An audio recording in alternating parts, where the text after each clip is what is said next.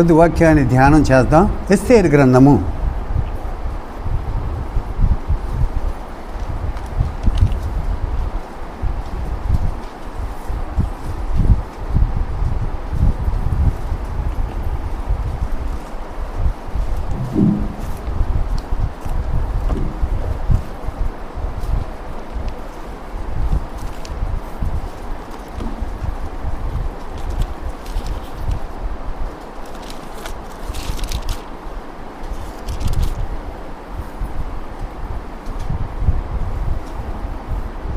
3వ అధ్యాయము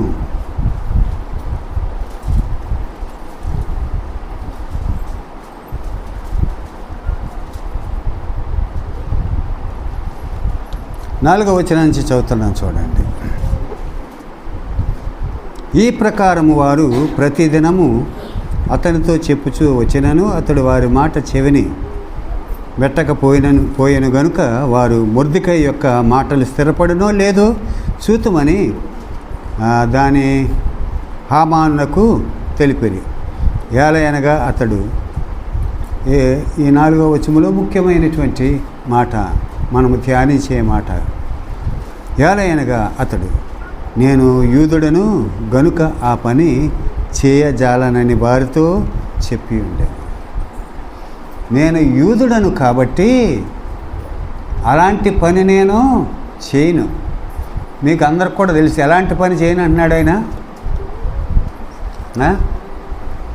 హామానుకి వంగి నమస్కారం పెట్టను.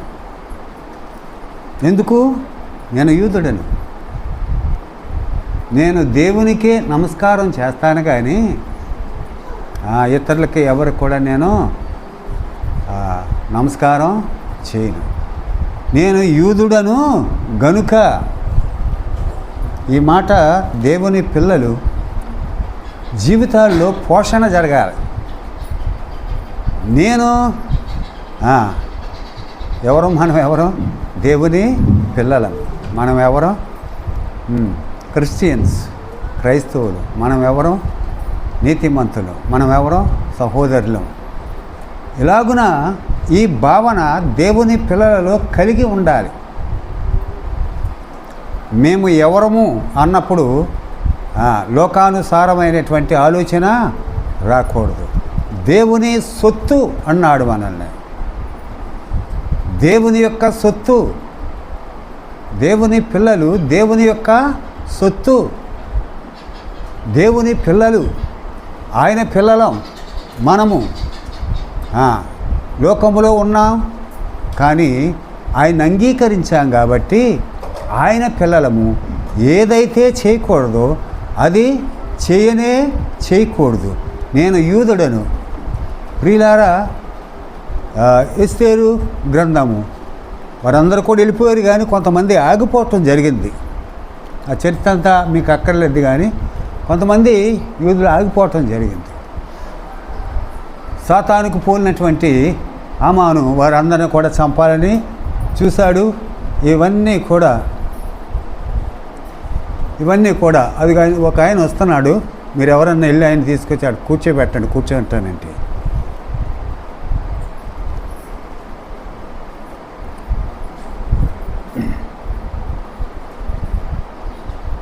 ఎవరికి ఒక్కరు లేసే అలా కూర్చోబెట్టండి అంతే. అక్కడ బయటన్నా కూర్చోబెట్టండి, అక్కడైనా కూర్చోబెట్టండి.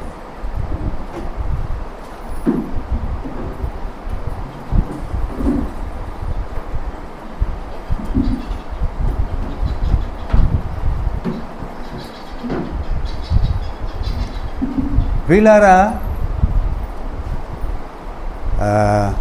వారికి తీరనటువంటి కష్టం వచ్చింది. చాలా కష్టం. మీకు ఇంచుమించుగా తెలుసు. హామాను వీరి యూదుల్ని ఎవ్వరిని కూడా బ్రతకనివ్వను, చంపేస్తానన్నాడు. ఆర్డర్ కూడా తీసుకున్నారు. అన్నీ అయిపోయినాయి. ఎలాగైతే నిలబడ్డారు. మరి ముఖ్యంగా విషయం ఏంటంటే మొర్దెకై యూదుడు. నేను ఆ పని చేయను అన్నాడు. అంత మాత్రమే కాకుండా కుమార్తె ఎక్కడుంది?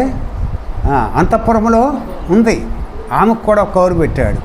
ఆమెతోటి అంటాడు ఒక మాట, ఒకవేళ అంతఃపురంలో ఉన్నటువంటి నీవు నీ వారు తప్పించుకుంటారేమో, కానీ యూదులకు సహాయం ఎక్కడి నుంచైనా. అలాంటి కాన్ఫిడెన్స్ కలిగి ఉన్నటువంటి వాడు మొర్దెకై. ఆ మొర్దెకై ఎవరు అంటే యూదుడు. ప్రియులారా, దేవుని ఎరిగినటువంటి వాడు దేవునికే నమస్కరించేవాడు. ఎవరికి ఏ విధమైనటువంటి లొంగుబాటు అయ్యేవాడు కాడు. ఈ సంగతి ఆయన పిల్లలము కొన్ని విషయాలు మనము నేర్చుకోవాలి. యూదుడైనటువంటి మొర్దెకైని బట్టి అపొస్తలుల కార్యముల గ్రంథం చూడండి. అది ఒక్క మాట గురించే నేను చెప్తున్నాను మీకు. నేను యూదుడను కాబట్టి ఆ పని చేయను. ఇక్కడ ఒక ఆయన ఉంటాడు, అపొస్తలుల కార్యముల గ్రంథము 10వ అధ్యాయము 12వ వచనం నుంచి చదవండి. అందులో భూమి యందు సకల విధములైన చతుష్పాద జంతువులను, ప్రాక్ పురుగులను, ఆకాశ పక్షులను ఉండెను. అప్పుడు పేతురు, నీవు లేచి చంపుకొని తినమని ఒక శబ్దం అతనికి వినబడెను. అయితే పేతురు, వద్దు ప్రభువా, నిషిద్ధమైనది అపవిత్రమైనది ఏదైనా నేను ఎన్నడూ తినలేదని. చాలు. ఏం చెప్పాడు? నిషిద్ధమైనది అపవిత్రమైనది నేను ఎన్నడూ కూడా. ఈయన కూడా ఎవరు? ఈయన కూడా యూదుడే. అంటే యూదుడు నిషిద్ధమైంది అంటే తినకూడనటువంటిది, అలాగనే అపవిత్రమైంది ఆయన ముట్టను అన్నాడు. అది దర్శనం చూపించాడు. అంటే అనేక మంది ఉన్నారు అక్కడ, అనేక ప్రదేశాల నుంచి వచ్చినటువంటి వారు ఉన్నారు. వారందరూ యేసు ప్రభువుని నమ్ముకోవాలని ఆ దర్శనం చూపించాడు. దేవాతి దేవుడు ఆ జంతువులన్నిటిని చూపించి నువ్వు చంపుకు తినంటున్నాడు. అయ్యో, నేను అటువంటివి ఎట్టి పరిస్థితుల్లోనూ ముట్టను. ప్రియులారా, దేవుని పిల్లల యొక్క ప్రత్యేకత ఇది.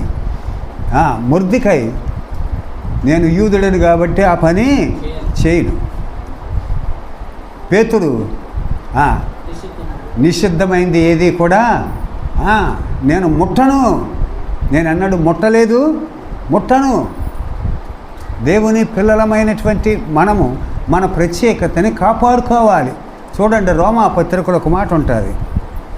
రోమాపత్రికలో 15వ అధ్యాయము 14వ వచనం.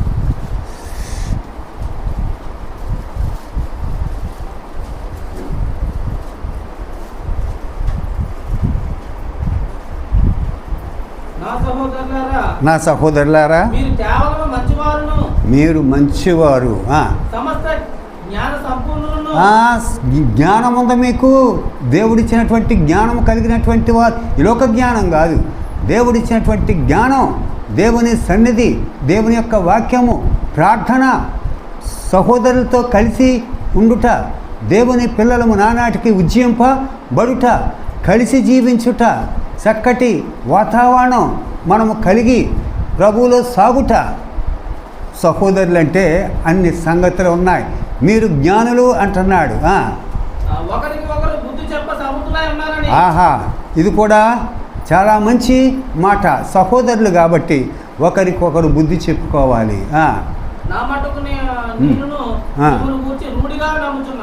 ప్రియులారా, ఎంత నమ్మిక అపతుడైనటువంటి పౌలుకి, ఆ మేధావికి, ఆ రోమీలకు రాస్తున్నాడు. మీరందరూ కూడా ఎలా ఉన్నారు? ఎంత మంచిది, ఎంత క్షేమం, ఎంత దీవెన, ఒకటిగా ఉన్నారు. ప్రభు పక్షాన్నే ఉన్నారు. చేయకూడనిదేదో చెయ్యరు, చేయవలసిందేదో చేస్తారు.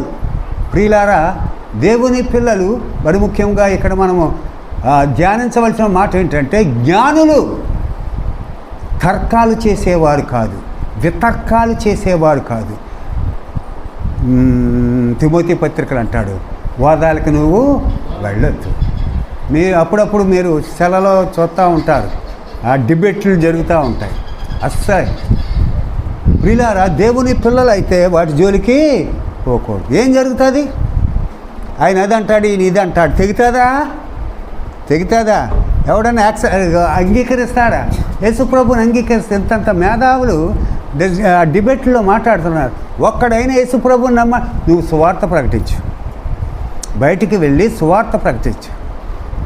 యేసు ప్రభు వార్త ప్రకటించు, రక్షణ వార్త ప్రకటించు. అప్పుడు క్షేమంగా ఉంటారు.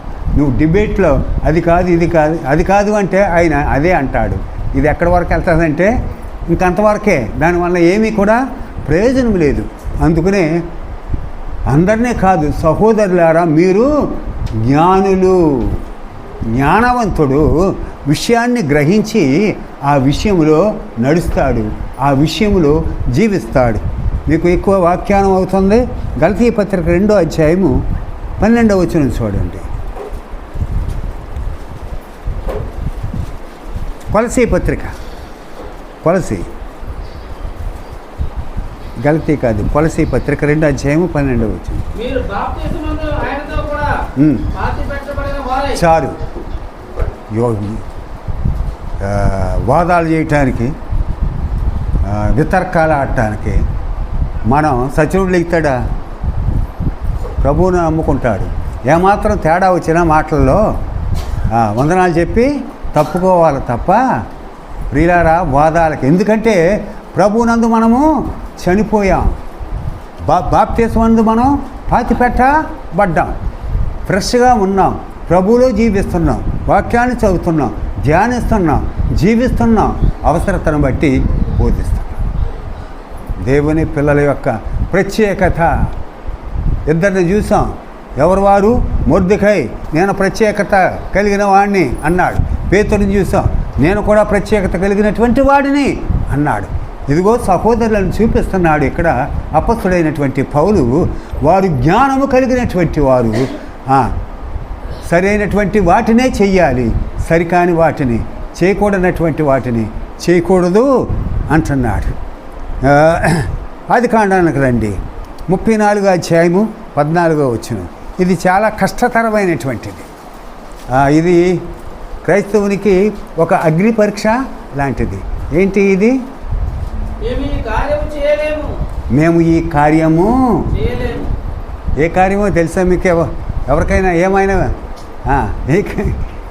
ఏ కార్యం ఇది? వివాహ సంబంధమైనటువంటి కార్యం.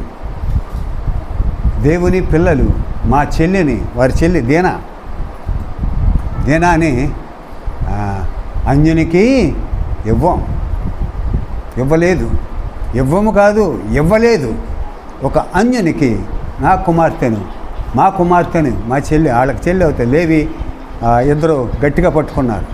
మేము ఆ పని మాత్రం చెయ్యం. అన్యునికి ఇది వివాహానికి సంబంధించింది ప్రియులారా. అందుకునే వివాహాల నిమిత్తం ఎక్కువగా ప్రార్థన చేసి మనము సంబంధాలు చూసి వివాహాలు చెయ్యాలి.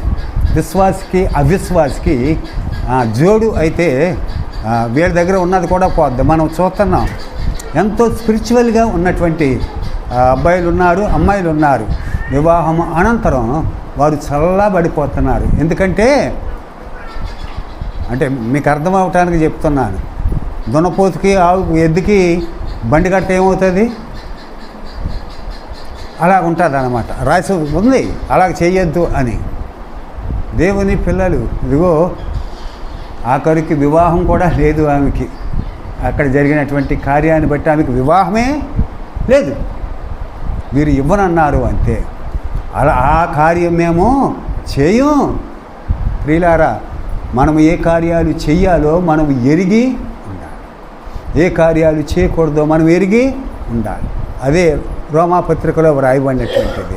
మీరు జ్ఞానులు అన్నాడు. జ్ఞానులు, జ్ఞానం కలిగినటువంటి వారు అన్నాడు. ముందుకెళ్దాం.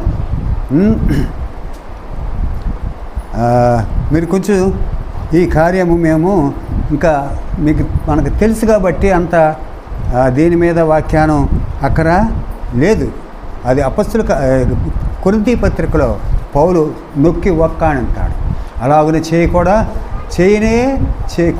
విద్యోడు వద్దు, విశ్వాసికి అవిశ్వాసికి జోడు వద్దు, కాకూడదు. అలా మరి నేటి కాలంలో దేవుని పిల్లలు ఎలా ఉంటున్నారు? ఎలాగా సంబంధాలు కలిగి చేస్తున్నారు? ప్రియులారా, అనేక మంది వేరుగా ఇంకా వారికి ఇంకా దేవునితో పని లేదు. లోకములో ఒకటి వారు విడిచిపెట్టారు, లోకంలో ఉన్నారంటే లోకములో జీవనం ఎలాగైనా సాగుతుంది, కానీ ఆత్మీయ జీవితం వారి దగ్గర ఉండదు. ఆత్మీయ మెప్పు వారికి ఉండదు. ఆత్మీయ గౌరవం వారికి ఉండదు. ఎందుకంటే ముందే చెప్పాడు ఆయన, ప్రభువుని అంగీకరించినటువంటి బిడ్డలు జ్ఞానం కలిగినటువంటి వారు కాబట్టి ఏది చెయ్యాలో అది చెయ్యాలి, ఏది చేయకూడదో అది చేయకూడదు అని చెప్పాడు. ఒకసారి యెహోషువ గ్రంథం 5వ అధ్యాయం 9వ వచనం చూడండి.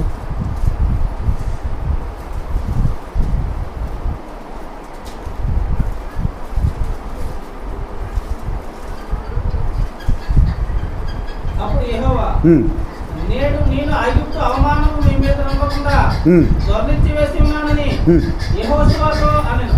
ప్రియులారా, ఐగుప్తు అవమానం తీరిపోయింది. మనము కూడా ఒకప్పుడు ఐగుప్తులో ఉన్నాం. ఐగుప్తు దేనికి సూచన? లోకానికి సూచన. రక్షణ పొందక మునుపు మనము ఐగుప్తులోనే ఉన్నాం, ఆశలతో ఉన్నాం, చెడుతో ఉన్నాం, నిర్దేవులమై ఉన్నాం, దేవునికి దూరస్థులమై ఉన్నాం, గాలికి తిరుగుతున్నాం. మనకై నిజమైనటువంటి నిరీక్షణ ఆనాడు లేదు. ఎప్పుడైతే రక్షింపబడ్డావో, ఎప్పుడైతే ప్రభు అయినటువంటి యేసుక్రీస్తుని నీ సొంత రక్షకుడిగా అంగీకరించావో అప్పుడేమైపోయింది? ఐగుప్తు శ్రమలు, ఐగుప్తు మర్యాద, ఐగుప్తు నడవడిక అంతా కూడా దొర్లింపబడ్డాడు. అయితే మనం ఎవరు? దేవుని పిల్లలు. అలాగని జీవిస్తున్నామా? మనము కూడా ఇతరులకి కనిపించాలి. వీరు ఫలానా అని తెలియపరచబడాలి. అది మనకి ఎంతో మేలు, అది ఎంతో క్షేమకరం. ఒకసారి ఎజ్రా గ్రంథం చూడండి. ఎజ్రా గ్రంథం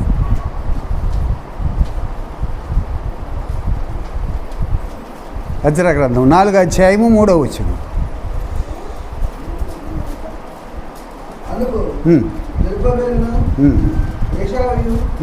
ఇశ్రాయేలీయుల పెద్దలలో దక్షిణ ప్రధానంలో మీరు మాతో కలిసి మా దేవునికి మందిరము కట్టుటకు నిమిత్తం లేదు.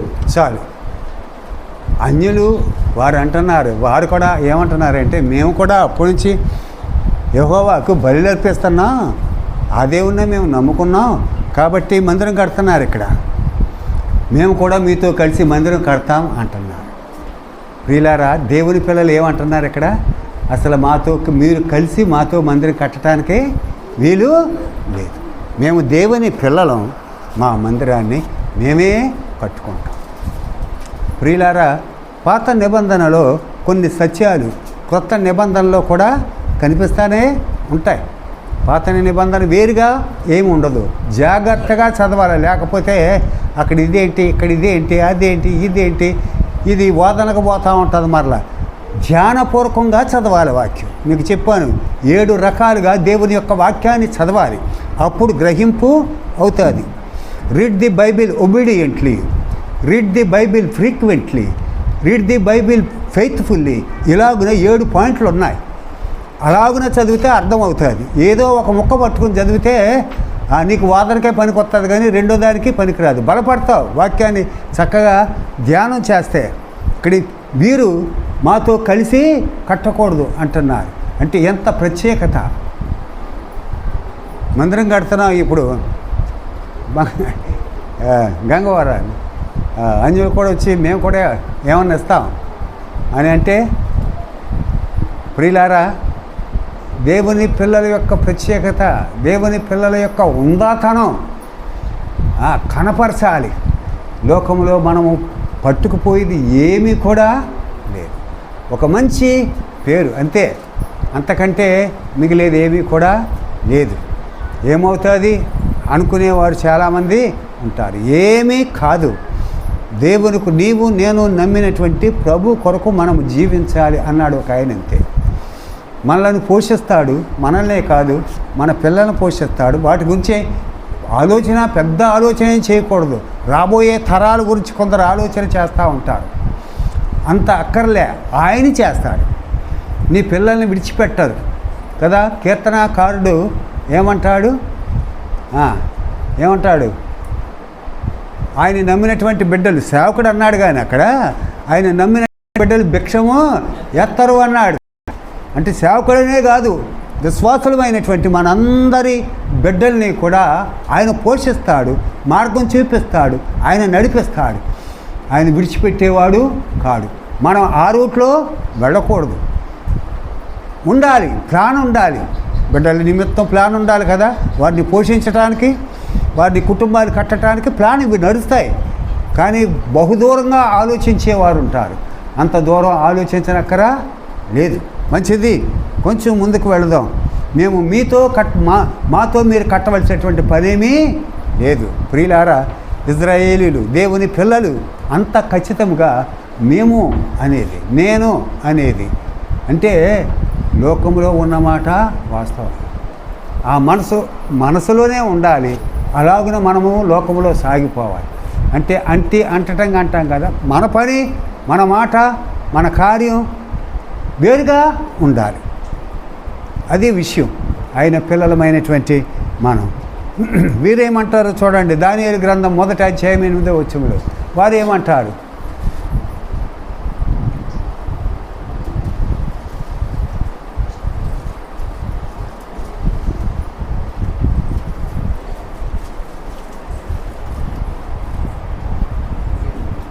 రాజు గురించి భోజనమును పానము చేయు ద్రాక్షరసమును పుచ్చుకొని తను అపవిత్రపరచుకోకూడదని దానియేలు ఉద్దేశించి. చాలు. ఎవరు? దానియేలు స్నేహితులు కదా. ఏం తినకూడదు అనుకున్నారు? రాజుగారి దగ్గర నుంచి భోజన పదార్థాలు వస్తాయి. మీకు ఇదంతా మీకు తెలిసి చెప్పాను. భోజన పదార్థాలు వస్తాయి వారికి భుజించటానికి.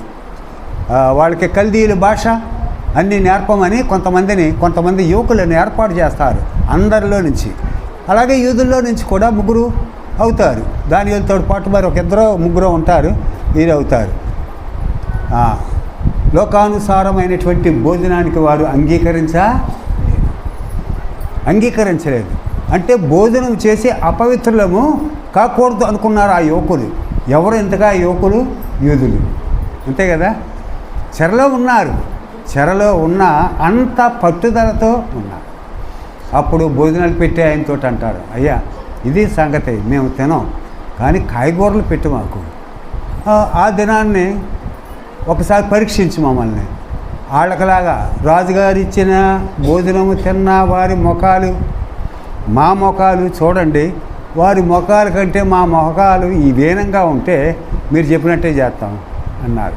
కానీ ఆ టైం చూసినప్పుడు ఏమైంది? వారి ముఖాల కంటే వీరి ముఖాలే బాగున్నాయి.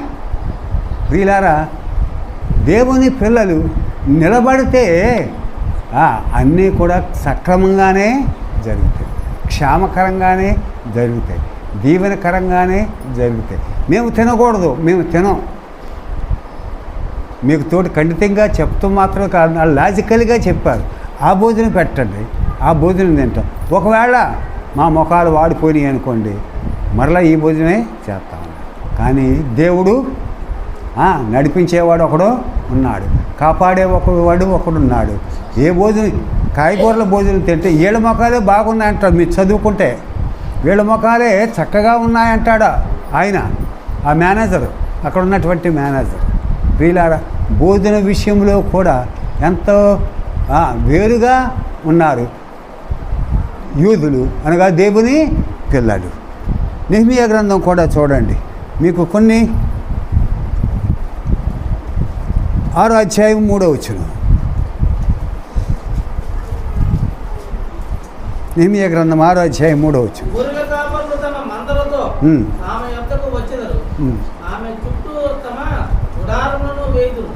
కాదు నెహెమీయా 6వ అధ్యాయము 3వ వచనం. 6:3.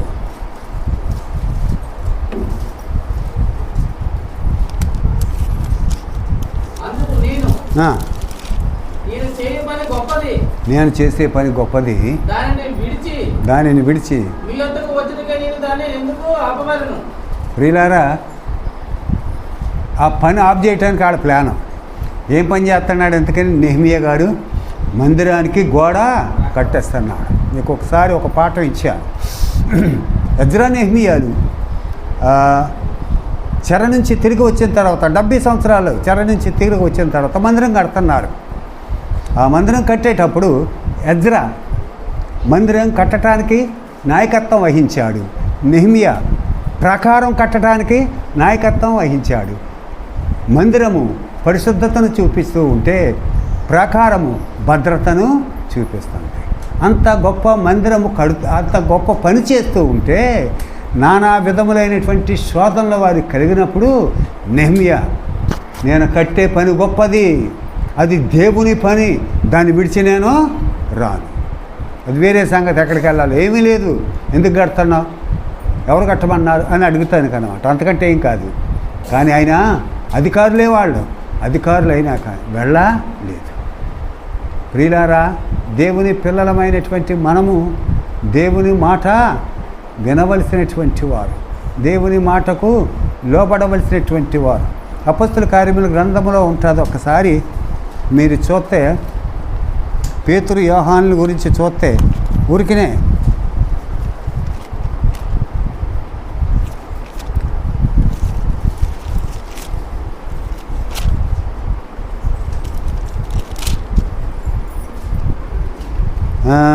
నాలుగో అధ్యాయానికి రండి. 4వ అధ్యాయంలో ఏం చెప్తున్నాడు?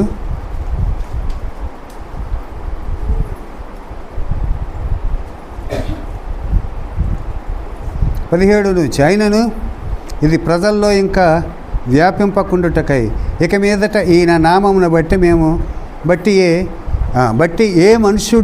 ఏ మనుషులతోనైనాను మాట్లాడకూడదని మనము వారిని బెదిరపెట్టవాలని చెప్పుకునేది. అప్పుడు వారిని పిలిపించి, మీరు యేసు నామమును బట్టి ఎంత మాత్రము మాట్లాడకూడదు, బోధింపకూడదని వారికి ఆజ్ఞాపించి. అయితే అందుకు పేతురు అందుకున్నాడు.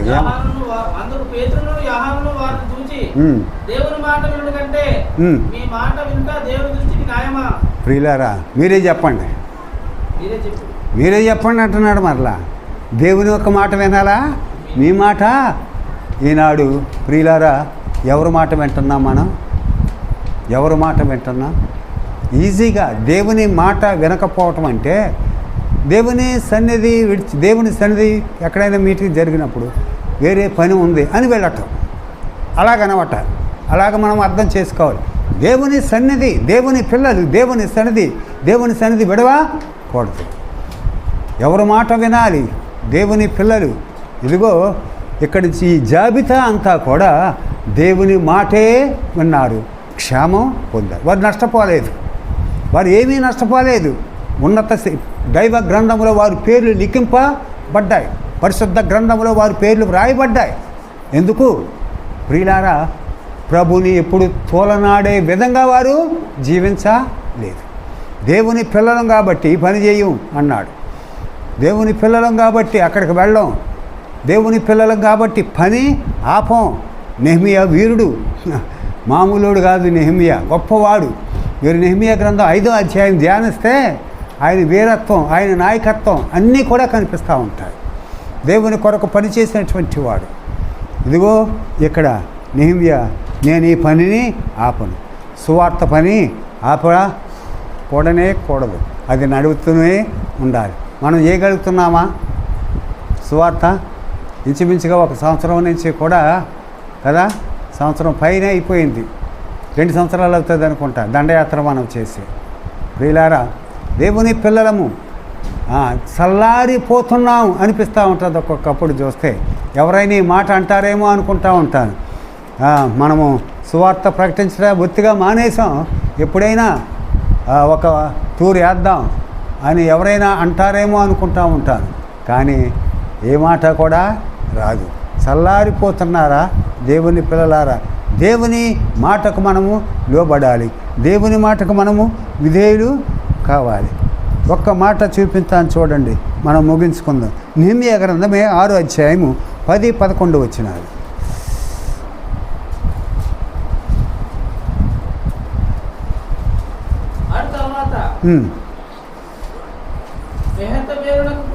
ఎలయ్య కుమారుడైన షేమా యొక్క ఇంటికి వచ్చి తిని అతడు బయటికి రాకుండా నిర్బంధింపబడను.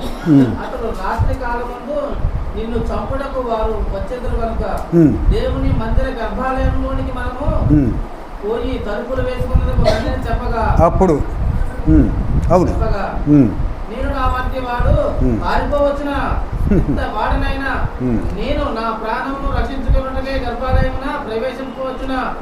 చాలు, ఎవరో వస్తున్నారు చంపడానికి, అంత అక్కర్లేదు. ఒక ఆయన అంటున్నాడు పారిపోయి గర్భాలయంలోకి వెళ్ళి దాక్కుందాం అంటున్నాడు. కానీ నెహెమ్యా ఏమంటున్నాడు, అలాంటి పని చేయకూడదు.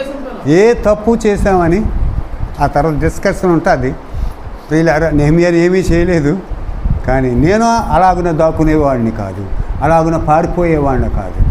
ఇదిగో అప్పుడప్పుడు కూడా నిందలు వస్తూ ఉంటాయి, బాధలు వస్తూ ఉంటాయి. వాటినన్నిటినీ కూడా ఒక ప్రక్కన నెట్టి ప్రభువులో సాగాలి క్రైస్తవుడు. దేవుని పిల్లలమైనటువంటి మనం ప్రియులారా భయపడకూడదు. లోకంలో ఎన్నో సంగతులు జరుగుతూ ఉంటాయి. దేవునిలో నిలిచి ఉండాలి.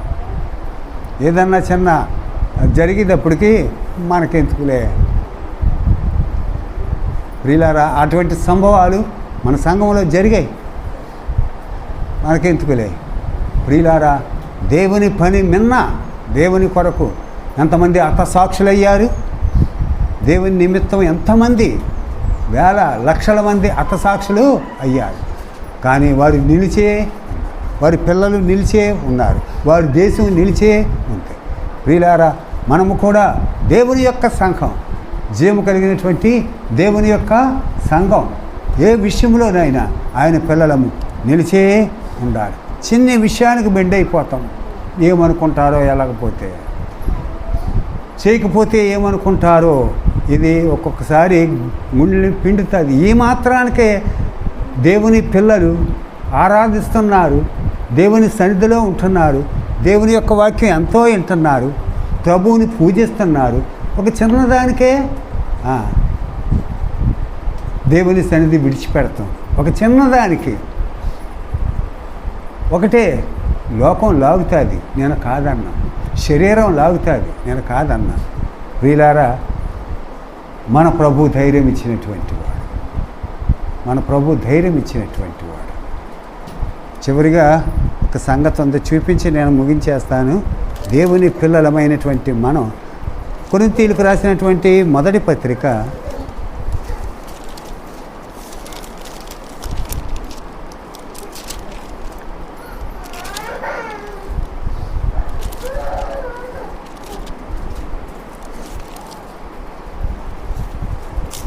16వ అధ్యాయానికి రండి.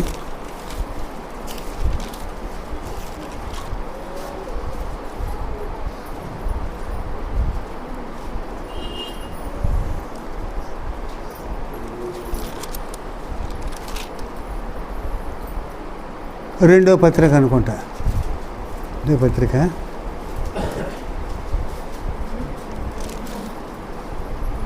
రెండో పత్రిక చూడండి.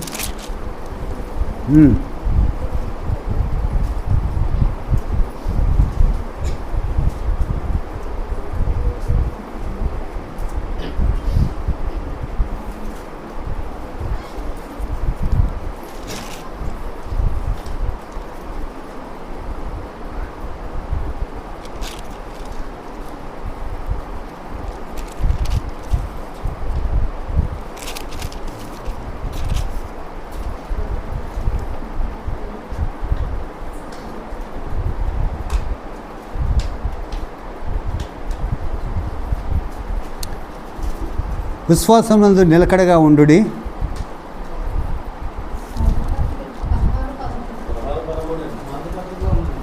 మొదటి పత్రిక మెలకువగా ఉండుడి, విశ్వాసమునందు నిలకడగా ఉండుడి, పౌరుషము కలిగినటువంటి వారై ఉండుడి. ఇంకోటి ఏంటి? బలవంతులై ఉండుడి, ప్రేమతో చేయాలి. ఇది టోటల్గా మనము ధ్యానించినటువంటి సారాంశం ఏంటంటే, క్రైస్తవుడు ఈ రీతిగా నిలబడాలి. ఎక్కడ ఉంటున్నాం మనం? దేనికి నిలబడి ఉంటున్నాం? విశ్వాసం ఎలాగుంది ప్రియులారా? మన ధైర్యం ఎలాగుంది? అలాగనే ప్రతి కార్యము కూడా ప్రేమతోటే చేయాలి. ప్రియమైనటువంటి సంఘమా, ఆయన పిల్లలమైనటువంటి మనము దేవుని పిల్లలము కాబట్టి ఇదిగో యూదా జనాంగం ఇలాగన చేశారు. ప్రత్యేకింపబడ్డారు. కష్టాలు వచ్చినా నష్టాలు వచ్చినా నిలబడి ఉన్నారు, జీవించారు, చివరికి విజయాన్ని పొందారు. ఆయన పిల్లలమైనటువంటి మనము కూడా ప్రభువులో నిలిచి లోకంలో సాగాలి. ప్రభు వస్తున్నాడు, మనము ప్రభు దగ్గరికి వెళతాం. ఇక్కడ ప్రత్యేకమైనటువంటి స్థానంలోనికి మనం వెళ్తాం. గాలిలో మనం ఉండం. మన కాలం, మన రాజ్యం వేరుగా ఉంది. ఇక్కడ రాజ్యాలు ఇక్కడ ఏమీ ఉండవు, అక్కర్లేదు వీటిని. మనకు కావలసింది పరలోకము. చివరిగా ఇదిగో నేను వెళ్ళిపోతున్నాను, మీ కొరకు స్థలము సిద్ధపరుస్తాను అన్న ప్రభు అబద్ధికుడు కాడు. అట్టి ప్రభువుని సేవిస్తూ మన జీవిత కాలంలో ముందుకు సాగుదముగాక.